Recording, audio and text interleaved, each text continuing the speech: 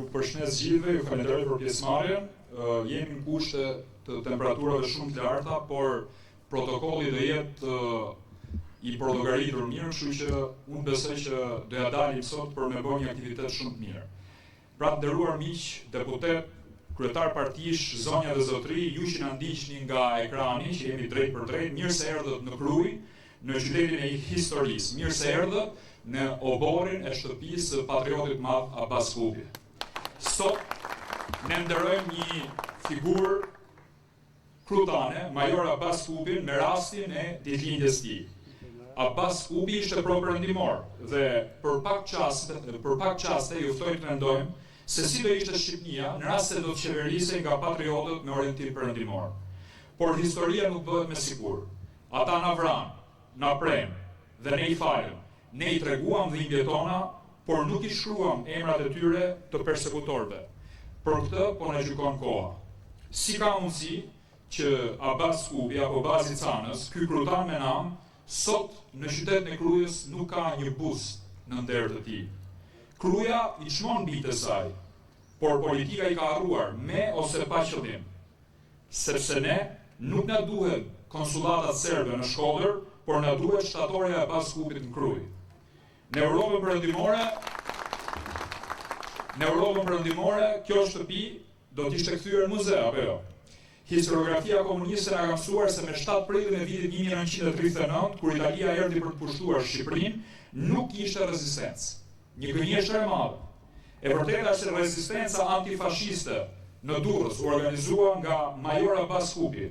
Këtë duhet ta shkruajmë në histori. Këtë duhet ja mësojmë brezave. Nuk po flas më tej për konferencën e Pezës, konferencën e Mungjes dhe rolin e tij, lidhjet e tij të ngushta me amerikanët, anglezët apo austriakët, për karrierën e tij ushtarake dhe si veprimtar i çështjes kombëtare, brenda dhe jashtë Shqipërisë.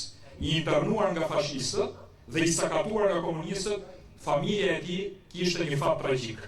Por unë kam një thirrje sot nga Kruja, si qyteti më konservator i Shqipërisë. E djathta konservatore duhet ridimensionohet. Dhe që të hapim një debat ideologjik dhe të vendosim pikat mbi i, duhet të çmojmë figurat e djathta, duhet të ngrejmë simbolet tona, duhet të tregojmë historinë tona, duhet të organizohemi dhe të shkojmë më djathtas. Partia Demokratike është një parti e re, por ajo ka një shtrat më të hershëm, ku kanë rrjedhur ujërat e djathtës shqiptare. Ato lumenj janë balli dhe legaliteti, që janë parti më të vjetra se Partia Demokratike. Këto lumenj nuk duhet kthehen porrenj, por duhet kthehen dete, apo në qane zemrash që mbrojnë dheun nga agenda e shpopullimit, që çmojnë Zotin dhe mbrojnë familjen, kur ata duan t'i dërojnë gjinin fëmijëve tanë. Prandaj duhet një aleancë e fortë me historinë, me djathën dhe me figurat dhe simbolet tona. Le të jemi enë komunikuese, ndaj sot ngrejmë lart jetën dhe veprën e luftëtarit Lirisë Kupi. Abazi, ky krutan, na frymëzon. Me rezistencën dhe ngarmimin e tij na mëson se lufta nuk duhet ndalur, edhe pse armiku që kemi përballë është më i fortë. Ka më shumë ushtar, ka më shumë armë, ka më shumë para.